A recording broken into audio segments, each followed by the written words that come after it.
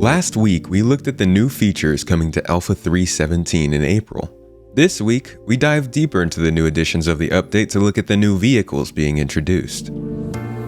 The Hull A is a small, dedicated cargo hauler with an interesting design, and the Scorpius is a heavy two-person fighter with a familiar design. Let's take a look at what makes these ships unique and what they'll bring to the game. And if you like the video, consider subscribing to the channel or even supporting my family so I can continue doing this work. And thank you for coming to my Tomato Talk.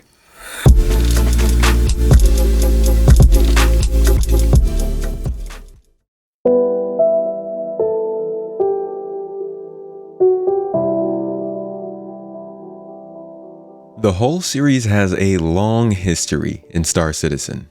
Our first introduction to the concept dates back to July of 2013 as being box trucks, but it remained a concept for 9 years.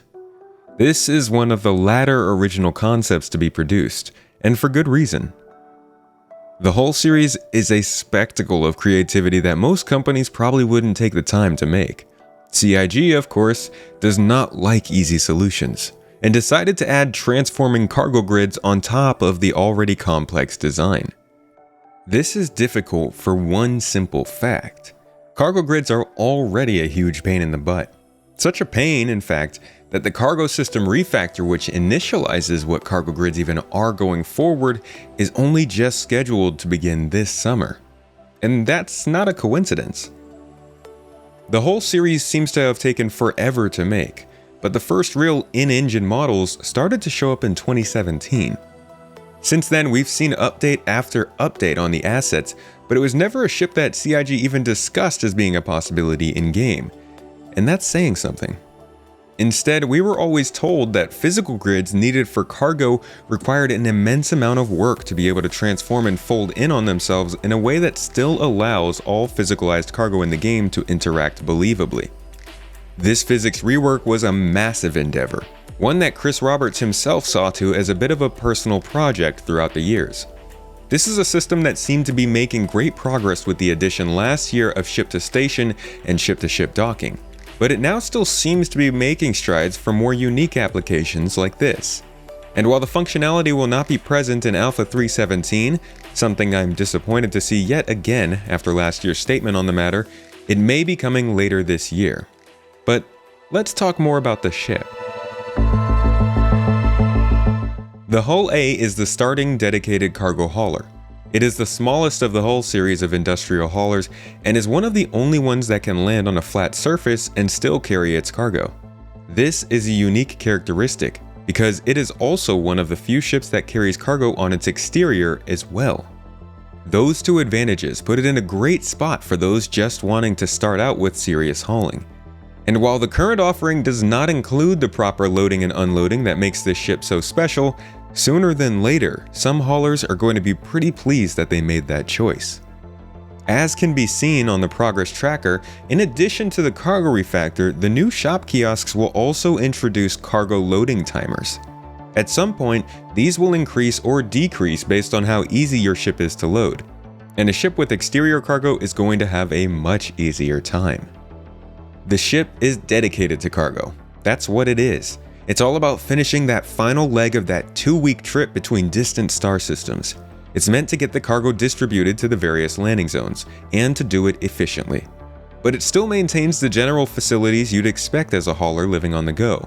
You have a bed, a small kitchen, and a bathroom with toilet and shower. Pretty standard for a cargo hauler, but available to you in MISC's trademark blinding chrome. And with a couple of turrets as well, you may even be able to defend yourself for a short amount of time. While the ship is not confirmed for 3.17 release at the time of this video, it seems fairly certain it will be introduced in this patch at some point.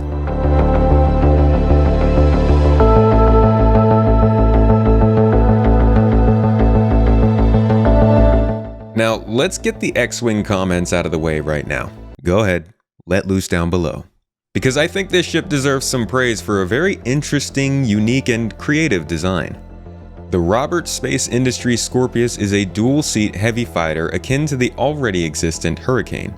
It's a 2-person ship with a remote turret and a bi-wing configuration. But it's not always like that. What I really love about this ship is the same thing I like about the Car2All and other ships with their cool animations and landing gear. It looks pretty cool. And the Scorpius is by far the best looking ship in multiple configurations in the game, in my opinion. But where the creativity comes in is how the ship folds into a compact shape that looks incredibly similar to the quintessential RSI ship, the Aurora. It speaks to the consistency in design language that, while sometimes lacking, does an amazing job of informing you who built what ship and when. While I don't believe at all that this is a reason to get this ship, it proves time and again that the ships in this game are truly unmatched. If you'd like to learn more about the design language of all the different ships and their companies in the game, at least as far as a couple years ago, I have a series that I'll post in a link in the video description down below for you. Besides all that gushing though, there is some ridiculous firepower on this ship for its size. There are 4 size 3 gimbal mounts allowing for adjustable size 2 guns, in addition to a remote controlled or possibly AI controlled turret with 4 size 3s as well.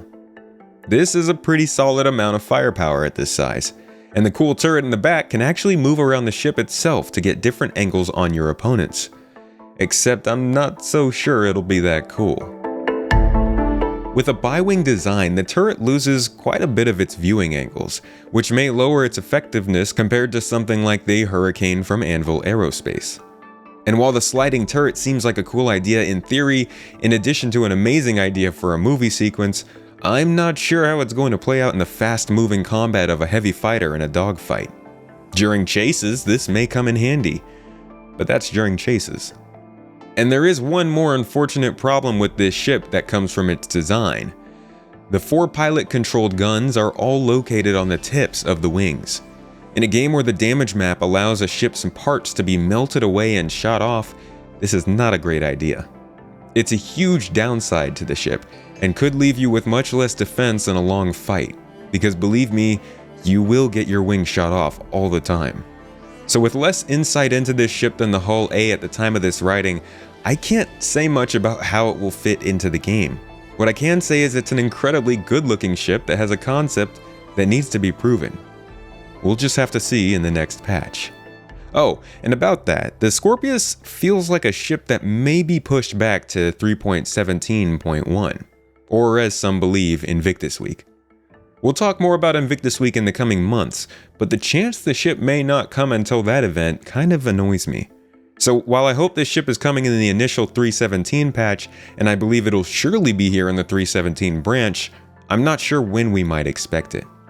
Regardless, when it gets here, I'll be testing it non-stop on my live stream here and on Twitch. So pick your favorite platform and come join me for some new feature testing.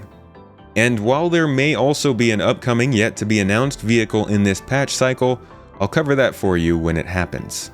So subscribe to the channel so that you don't miss any of the major updates coming to this game in the next year, as well as other space games in the future. And if you'd like to support my family, as this is our only income, you can become a Patreon member or a Ko-fi member down in the video description.